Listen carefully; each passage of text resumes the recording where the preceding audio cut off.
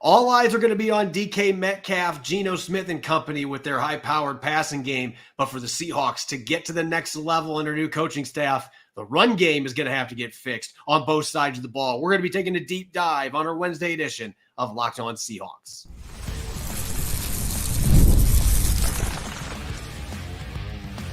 You are Locked On Seahawks, your daily Seattle Seahawks podcast, part of the Locked On Podcast Network, your team every day. Greetings, 12. This is Corbin Smith, host of the Locked On Seahawks podcast, your daily Seahawks podcast, part of the Locked On Podcast Network, your team every day. Glad to be joined by Benintendi here on our Wednesday show, and a special thanks to all the 12s, whether you are listening in from Bellingham, Washington, or Montgomery, Alabama. We greatly appreciate each and every one of you for making Locked On Seahawks your first listen 5 days a week. We are exactly 2 weeks away from the start of training camp. 14 days. Who's counting? I guess I'm the only one that really is counting, but really excited for the start of training camp. We're going to continue our 90-man countdowns today. We've got linebackers for our latest position-by-position training camp preview, and we're going to have a lot of talk about the run game with this episode coming your way courtesy of Game Time. Download the Game Time app, create an account, and use the code LOCKEDONNFL for $20 off your first purchase. Terms apply. Now for your lead story here on our Wednesday edition of Locked On Seahawks. Early during Pete Carroll's tenure as Seahawks coach, one of the main reasons that the Seahawks were able to ascend to becoming one of the powers in the NFL, get to 2 Super Bowls, was they had an imposing physical ground game. And the hope the last couple years has been that they were going to get back to that. They invested second-round picks in Ken Walker III, as well as Zach Charbonnet in back-to-back years. Unfortunately, that did not yield the results last year that Seattle was hoping for. And Connor, all offseason long, the discussion has been about the run defense for the Seahawks. And it's understandable why. I mean, we'll talk more about this in a few moments, but it was abysmal. One of the worst run defenses I have ever seen, at least in the second half of the season. It's obviously worth discussion about how much that hurt this football team last year. But I don't think that we have spent enough time talking about just how bad the offensive run game was for the Seattle Seahawks. And I'm not going to blame the running backs. They were victimized by circumstances, and I felt like they did as well as they could with the offensive line injuries, the poor performance in front of them. And yet when you look at the numbers, I mean, the numbers spell it out, the film spells it out. Geno Smith had too much burden put on his shoulders because there was not a complimentary run game to go with him. If the Seahawks want to be competitive in the NFC West and get back to the playoffs, that's got to get fixed this year. To operate an offense, you've got to have a healthy offensive line. We've seen that no matter where you go, no matter what team you're looking at, no matter what running backs or quarterback you have behind the offensive line in your offense, they've got to be healthy and they've got to be good. And Ken Walker and Zach Charbonnet just didn't have that last year. And it shows in their numbers. I mean, neither of them surpassed 4.5 yards per carry, which obviously north of 4.5 yards per carry is a great number. And that's just not something that was feasible for these two backs, despite their talent. It's something that I'm sure fans want to see improve, but they've got to shore things up in the trenches a little bit. And, you know, obviously both running backs have things they have to work on. Ken Walker is usually searching for a home run. And, you know, he's broken a lot of tackles last season and in 2022 as well. So he's been able to make plays even when the offensive line isn't blocking for him. And Zach Charbonnet also showed a little bit of that as well. But they've just got to find some way to create creases in that offensive line or in that defensive line, and get those running backs free. Yeah, they finished 28th in the NFL last year. That's right, 28th in the NFL in rushing yardage, with the backs they had being pretty healthy too. Ken Walker III, I believe, missed 1 game last year. Zach Charbonnet missed 1 game, but they were pretty darn healthy with those top 2 backs. It didn't matter, though, with the offensive line struggling. And there were other stats that jumped out to me. Seattle was 20th in yards per carry. They were dead last in yards per carry in the red zone. So if you want to look for the real culprit for why the Seahawks had one of the worst red zone offenses in the NFL, they were one-dimensional inside the opposing 20. They could not run the ball. Ken Walker III ran for some touchdowns, but they generally were horrible running the football inside the opposing 20-yard line. They were near the bottom of the league for expected points added from their run game. -10, I believe, was the metric there.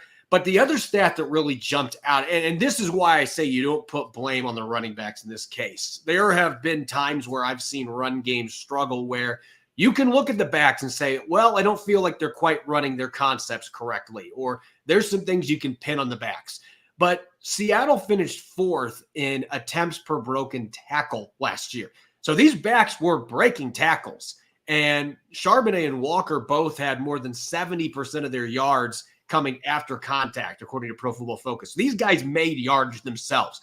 They had to work hard to earn the yardage they had. So I guess from a positive standpoint, we've seen what these guys can do if the offensive line isn't functioning. They were able to create some yards, but they didn't get enough attempts as a team that was last in time of possession.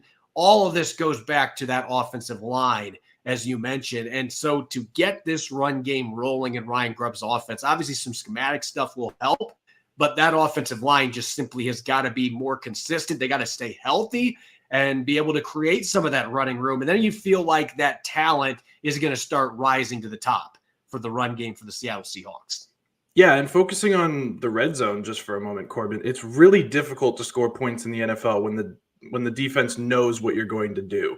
And Seattle had to throw the ball in the red zone. That is just what was working for them because the offensive line couldn't create enough space for those running backs in those small, short yardage situations in order to get in the end zone. And that's a really difficult situation to put Geno Smith and those wide receivers in because they also have smaller areas of the field to work with. And you know, you have only so many plays you can run in the red zone that are going to be effective time and time again, especially when teams later in the season have all that film to work off of. So, and then on the time of possession side of things, being dead last in time of possession, I would argue is one of the worst stats you can be dead last in for an offense, just because controlling the football game is so important. We know this from years and years of just looking at records and how time of possession affects winning and losing football games. The run game is going to make such a big difference for that in terms of whether Seattle can be successful in sustaining drives and actually putting points on the board, on a game-to-game basis. Yeah, and I think you can flip the script here, and, it's a broken record. We've talked about the dead last rushing defense rankings for the Seahawks after Uchenna Nwosu went down in Week 7, just how bad they were for the rest of the season. We have thrown out all those numbers, but if you want to improve time of possession and control the football game, being able to defend the run is also a big part of that, because how many times did we see opposing offenses just churn yards up and down the field in the run game and eat up 7-8 minutes, especially out of the gate. Seattle gave up the most touchdowns on first possessions on defense in the NFL, and a big part of that was they could not defend the run. And so it really is, to me, the most important thing that this football team has got to improve on both sides of the ball. And I know that this is a passing league now, but you still got to be able to run, and you've got to be able to stop the run, because if you can't stop the run, you're not stopping anybody in the NFL. And so this feels like for a situation for this football team, for this Seahawks team to get back to the playoffs. And if they want to do any damage when they get into the postseason, you better have a much improved run defense, and there better be a run game. It doesn't have to be a top 5, top 10 run game, but you got to have a semblance of a balanced offense where opponents have to account and respect your running game. And last year, that was just not the case, even with the talent of running backs the Seahawks have. Those two things have got to be much better for this team to be able to reach their ceiling this season. Yeah, and defensively, the Nwosu of it all is a massive factor. I mean, we saw Seattle's defensive front looked so disjointed without Uchenna Nwosu in that defense. I mean, they allowed more than 2 more yards per carry to running backs after Nwosu went down. And granted, a little disclaimer on those numbers, Nwosu played in 6 games. There were 11 games that came after that. So there's a much larger sample size to potentially skew those numbers a little bit. But if you actually do watch the games, the defensive line just gets spread out. You put Darrell Taylor opposite of Mafe. Darrell Taylor was regularly overcommitting on plays. He was just getting out of place. He wasn't setting that edge the same way that Nwosu was, and that makes it really difficult on the interior defensive line to hold offensive linemen in place and close those gaps. And that, I think, was just a huge factor in why Seattle could not stop the run. And we didn't have the linebackers. I mean, Bobby Wagner, of course, no hate to Bobby Wagner whatsoever. I love Bobby Wagner. He's a top 5 Seahawk of all time. But the linebackers just were not supporting enough on the second level. And that's why you saw so many yards of at least 10, so many attempts of at least 10 yards by opposing running backs, because once they got through that interior defensive line, they were going to be going straight through the second level and into the secondary.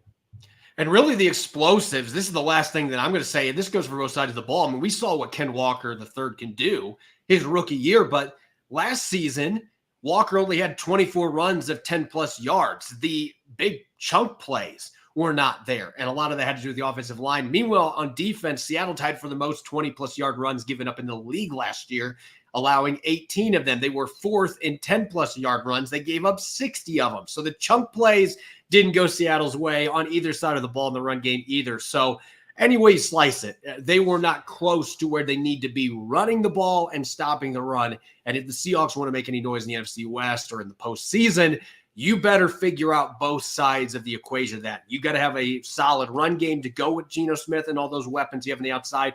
And if you want to be able to create turnovers, you want that defense to be better, you got to find a way to slow down the run and put teams in tougher spots on offense. Up next, we are going to continue our training camp preview position by position.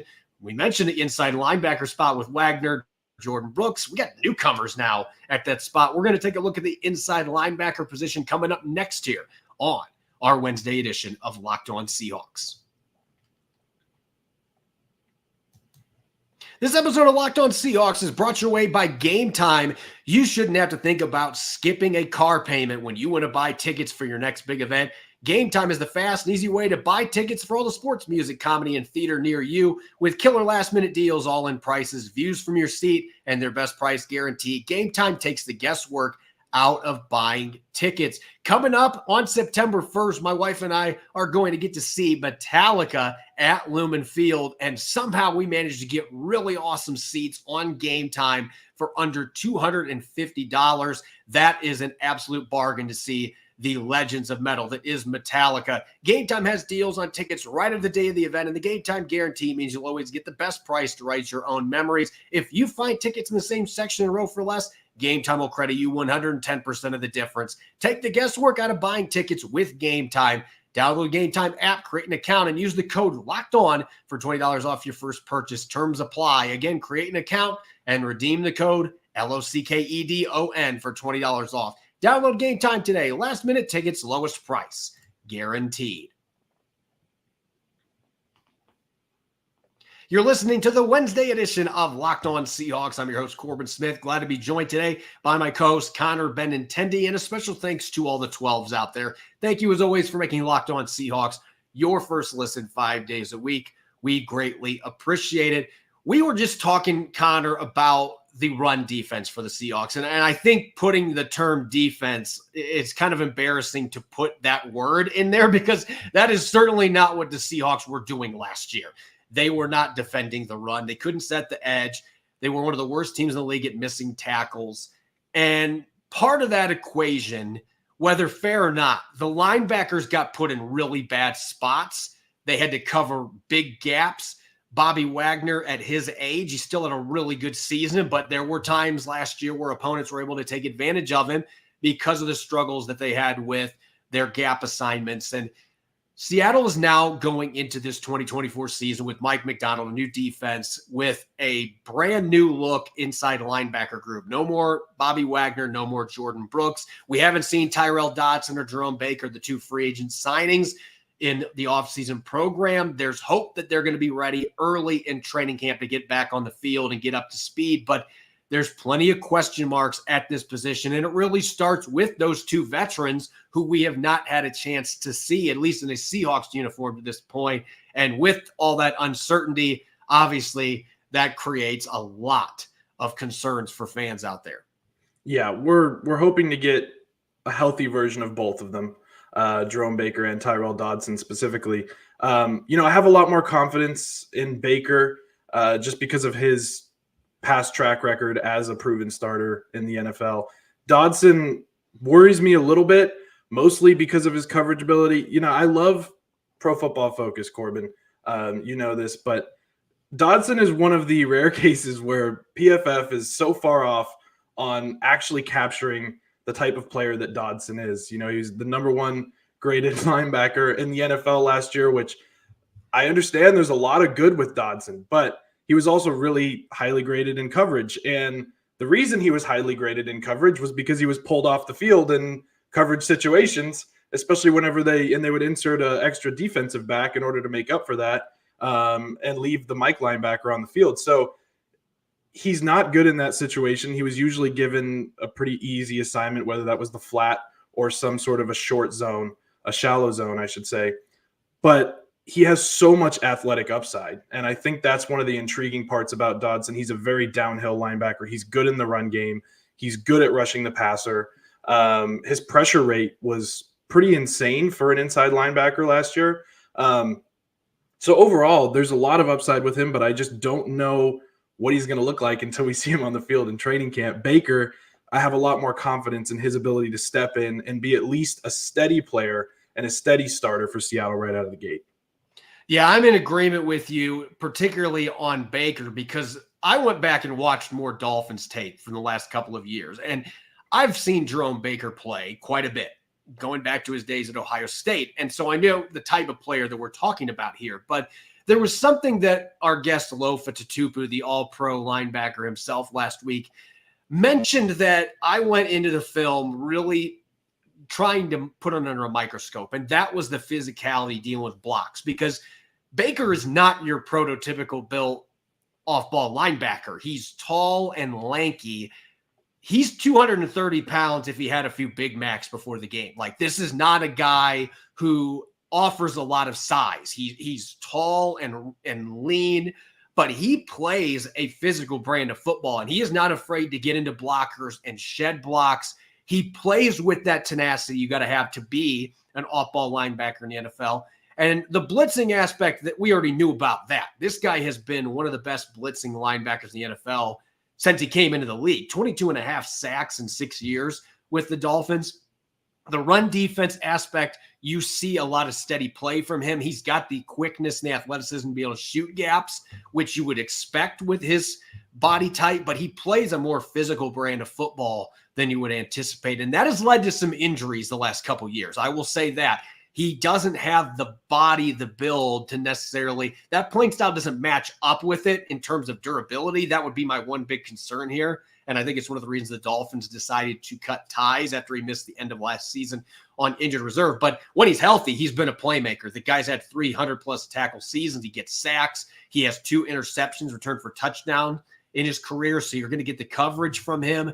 Dodson is just really an unknown. I love the thumper mentality he plays. I think he's going to defense immensely. The coverage aspect, though, the fact that the Bills said, no thanks. We're not going to put you out there on third down, or we're not going to have you out there on obvious passing situations. We're not going to have you be an every down linebacker. Maybe Mike Macdonald sees more in him than what the Bills did from that standpoint, or maybe with just the lack of experience that Buffalo just wanted to play it safe with. But whatever the case, that really is the true unknown here. I think you got a guy that can blitz. You got a guy that can tackle in the run game. The coverage stuff is what I'm going to be curious about. And that's where Tyrese Knight, excuse me. All these guys have similar names and I'm mixing them up. But Tyrese Knight, where he comes into play here, they're starting him at weak side linebacker. So he's going to be working under Jerome Baker. But this guy's played inside linebacker, the middle linebacker position. He's got the playmaking ability, the tackling ability, the blitzing ability, and there's some stuff in coverage on his tape. Now, there's some reps that are questionable too, but this guy had a bunch of pass breakups. He was able to get a couple of interceptions. This is a player that I think from an athleticism standpoint, there is plenty of upside with him in coverage as long as you can shore up the assignments and get him to play a more consistent game there. So he's really the X factor to watch here, because I'm not necessarily sold on the idea that he is not going to be playing some significant snaps at some point this year for the Seahawks. I agree. I think we're going to see at least a little bit of Tyrese Knight just to see what he can do as a rookie. I don't want to see a ton of Tyrese Knight. And if Tyrese Knight was supposed to be, say, filling Dodson's role, I'd be a little bit more skeptical. But right now, Knight is not going to be the starter. And I think that's a great spot for him to be. I know a lot of people thought that, maybe he was drafted a little too high, didn't really know what this front office saw in him, but he's such an athlete at that inside linebacker spot. And he can slide outside because he is such an athlete. And we know he can rush the passer. There's so much upside there that you had to at least draft him, see what you see from him in the offseason, into training camp, in the preseason. Give him a whole bunch of snaps in the preseason. Just see what he does. And then we can go from there. See if we can carve out a role for him in year one. If he's not ready, he's not ready. Let's stash him. Let him develop a little bit longer. We have 2 linebackers on 1-year deals that are ready to go for 2024. Let him develop. Bring him in. But who knows? Tyrese Knight could break out pretty quickly just based on his sheer athleticism. And I know this is not necessarily what a lot of fans want to hear, because they want Dodson and Baker to be healthy. I think anybody with common sense, those are the guys you signed to be your starters. You want them to be healthy. But if one of those players is not able to get back early in training camp and suddenly week 1 starts to be in question about whether that player is going to be back, John Radigan, at least as a spot starter, he has shown some potential when he's had his opportunities. Hasn't gotten a lot of snaps on defense, I believe 19 in his career, but he's been a core special teams player, a guy that I thought had a really good offseason program. And even Patrick O'Connell, a second-year player out of Montana at the weak side linebacker position. I feel like this is a group where there's a lot of upside, there's a lot of potential, but this is also a group that, could fall flat face first if things don't pan out the way that Seattle hopes it does. So that is why it's a position group where there's been a lot of concern. There's been a lot of questions from fans, from media members. So we get to see where things end up, how things end up progressing once we get to camp and in the preseason. Are the veterans going to be healthy? Where does Tyrese Knight fit into this equation? Are there any wild cards like an O'Connell or maybe an Easton Gibbs, another undrafted rookie that Seattle seems to have some interest in seeing what he can do? And there seems to be some people in the building that hold him in high regard. You just have a lot of question marks and there's very little certainty. So that creates intrigue. It also creates concern at a position where you've had a lot of really good players that have been filling gaps for the last 10 plus years. Bobby Wagner, KJ Wright, Malcolm Smith. I mean, there's been some pretty darn good linebackers that have played for the Seattle Seahawks. And so this is a bit of an adjustment period for the franchise and for fans as well. Up next, we are going to continue our 90-man countdown. We're going to be going to numbers 27 through 25 as we start to dive into some potential starters on Seattle's roster. Don't go away. You're listening to the Wednesday edition of Locked On Seahawks.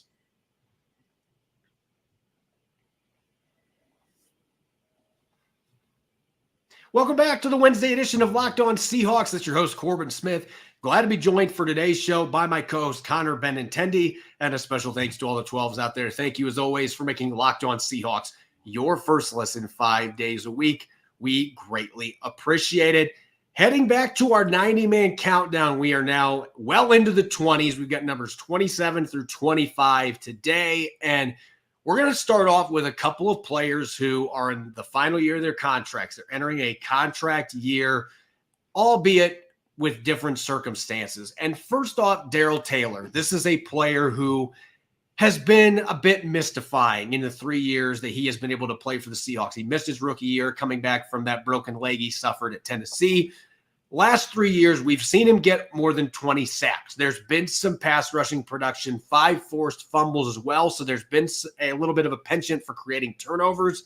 Those are the positives. But the problem is that between those sacks, you're talking about a guy last year that had a pass rush win rate under 6.5%. That is not good. So it's really been a flash in the pan when it comes to pass rushing for Darrell Taylor. And then you get to the run defense, where he has consistently been one of the worst graded edge defenders in the league. The film backs up those grades as well. We saw it last year when he was forced to play more when woes was out. So Seattle restructured his deal, $20,000 guaranteed this year. That to me puts him very much on the bubble going into this training camp. It's a new coaching staff that has no allegiance to him. They're not the ones that drafted Daryl Taylor. There's intrigue from Mike Macdonald and the staff because of the athleticism, the pass rushing ability, and yet there's also the film that doesn't lie. If you aren't able to at least be average defending the run, I don't know how the Seahawks can try to put him out there, to be honest, at this point. So I think he's very much a player that's roster spot is up on the bubble.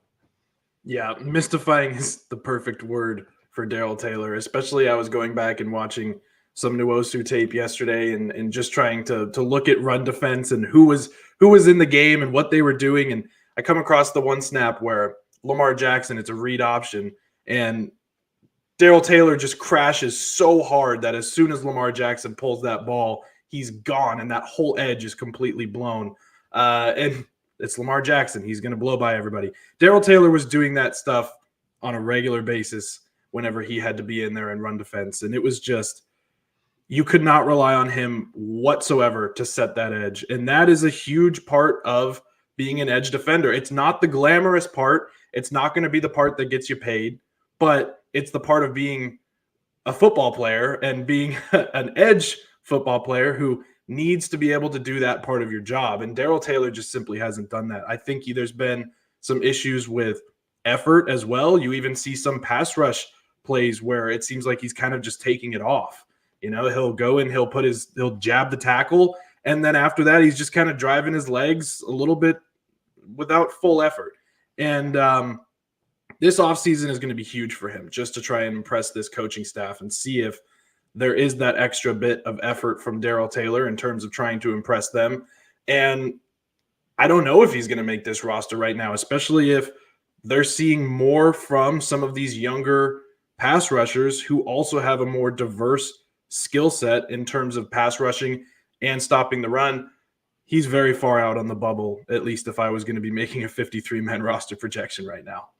Yeah, if we're talking NCAA tournament verbiage, this does feel like one of those situations where he is squarely on the bubble, and maybe it's one of the last four in, or maybe it's one of the first four out. I mean, he is in that mix, in my opinion. Now, going to the next player here, I don't think Mike Jackson's roster spot is in jeopardy at all, unless somehow the Seahawks get a trade offer at the end of training camp. And if he's not the starter at left corner, then maybe they could move him for a late draft pick. But I just don't know that the Seahawks are going to want to do that. And I am not counting Mike Jackson out from winning that left cornerback job yet. I know Trey Brown's gotten all the snaps at left corner during OTAs and minicamp, but when the pads come on, there's just something about those pads going on. Mike Jackson just becomes a different dude. And I mentioned this to our guest, Alyssa Charleston, on Monday, that this is not an insult. This is a compliment. He has been a cockroach for the Seahawks. Like, the dude does not die. He doesn't go away. Every time that you think that Mike Jackson is going to fall out of favor, he's no longer going to be a factor. Like last year, he loses his starting job. Next thing you know, middle of the season, he's starting again. He's surpassed Trey Brown. Didn't give up a touchdown last year. They benched Reek Woolen for a game and had Mike Jackson start for him. He does things the right way. Maybe not the most physically or athletically gifted dude, but he's a grinder. He is a tough-minded dude, and he is a great teammate, a great practice player. I just think there's so much about him that Mike Macdonald and that coaching staff, the more they get to watch him, the more they get to work with him, that they are going to fall in love with. So again, I am not counting him out to win that left cornerback job. And it's the polar opposite Daryl Taylor, high draft pick. We're talking about a guy, Mike Jackson, you aren't going to see him take any plays off. Like, this dude, again, he is a grinder. He gets after it. And that's why he has been able to carve out a consistent role in the NFL. And he started more than 20 games in his career now in Seattle.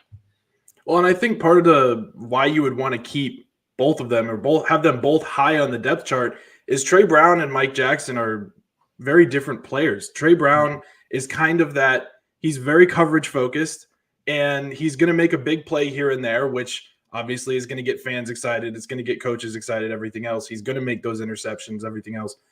But Mike Jackson is the opposite, where he's just the consistent, not flashy. In the run game, he's going to step up. He's going to make the tackle. He's going to be at the bottom of that pile where you didn't even know he was in on the play, but he was one of the first ones there. He's just that kind of hard-nosed football player. That doesn't show up in the stat sheet, but coaches notice. Coaches definitely notice the type of player Mike Jackson is. I don't view him being even close to, like you said, Corbin, he's pretty much only a trade would get him off of this roster right now. It's pretty much him and Trey Brown right there. And then I'm curious to see where these rookies, push into their playing time. Nehemiah Pritchett and DJ James, but DJ James is going to be more obviously with Devin in the slot. So overall, I think Mike Jackson, I love Mike Jackson. I'll just come right out and say that. I'm a big fan. I am. I just love the way he plays the game. Like Me too. He is that, we hear the term junkyard dog all the time. Like that dude is the textbook definition of a junkyard dog. And that's why he's still here. That's why he is still very much in the mix to start. So he's just a fun player. He's easy to root for too. He is. I wouldn't want to see him go anywhere. I hope to see him on the field a whole lot this year. Yeah, I think it's a really good fit. It's a good problem to have when you have Trey Brown and Mike Jackson battling for that left cornerback spot, because I think they both could start for a lot of teams in the NFL. We talked the run game to open up the show, and Ken Walker III, he's going to be the starter in Seattle. I don't think there's any disputing that. But I wrote an article about this today on All Seahawks with our training camp preview.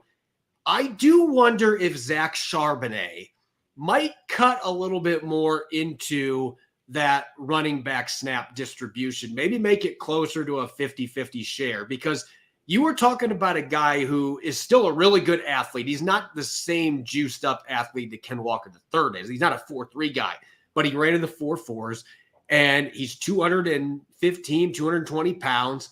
He runs with that downhill battering ram style. He's a decisive runner, which Ken Walker III is not always. There are times where he needs to be more decisive and just get the yardage in front of him, and he can pay for that. But Dillon Johnson ran for 1,100 yards for Washington and Ryan Grubb's offense last year. Zach Charbonnet is the back that is much more stylistically like Dillon Johnson.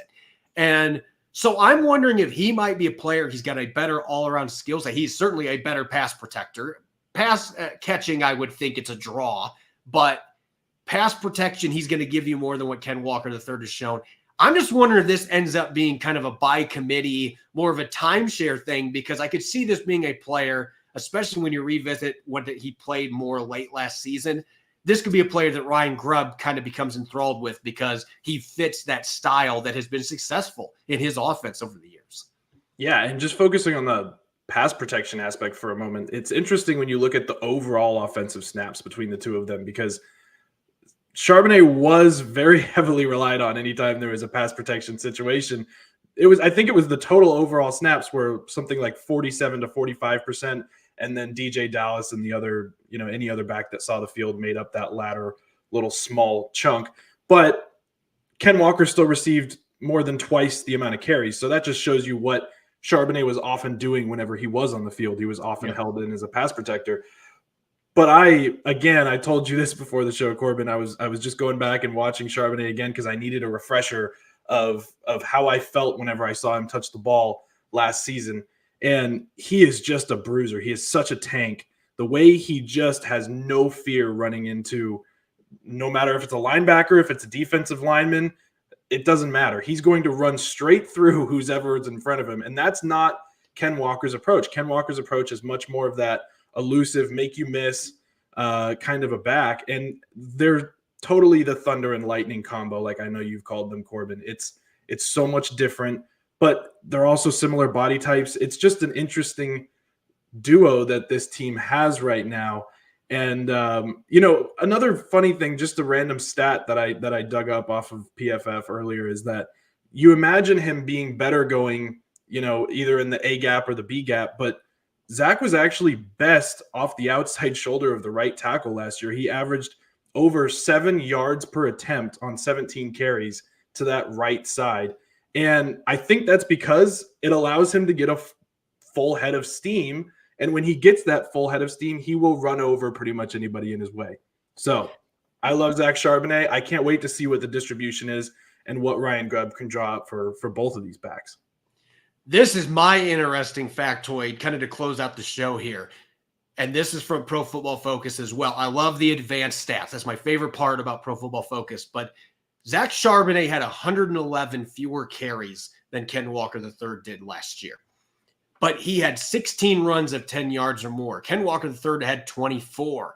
So I think the misconception is he's a bruiser, not a guy that's going to break away from you. I mean, Zach Charbonnet had a lot of big plays at UCLA for a reason. This is not a slowpoke.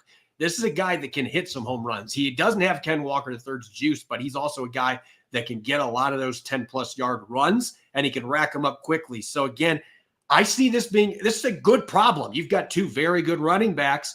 I don't know that fantasy owners are going to like that, but you're going to have a situation where, from real football terms, you're going to have two different backs that also have some similarities that you can really mix and match that can really make problems for opposing defenses. And it opens up the playbook in the run game and in the passing game for Ryan Grubb. So I'm fascinated to see what happens to Zach Charbonnet this year. And I could see him being a player that gets a lot more playing time than he got last year, just because his playing style, I think it fits this offense really well. If it's anything like we saw Ryan Grubb have at Washington or even Fresno State, it's those kind of backs, those more downhill decisive backs, those guys are the ones that had a ton of success in his offense.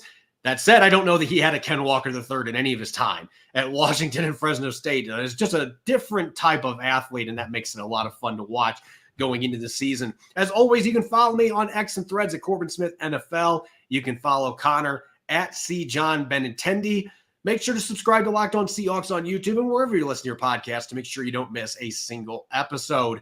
When we come back tomorrow, we're going to continue our Seahawks training camp storylines. We got a fun special guest set to join us from the Seahawks beat, one of my good friends, a very great beat reporter that does an excellent job. Looking forward to diving into some quarterback discussion on tomorrow's show. So make sure that you listen in. Enjoy the rest of your Wednesday. Go Hawks.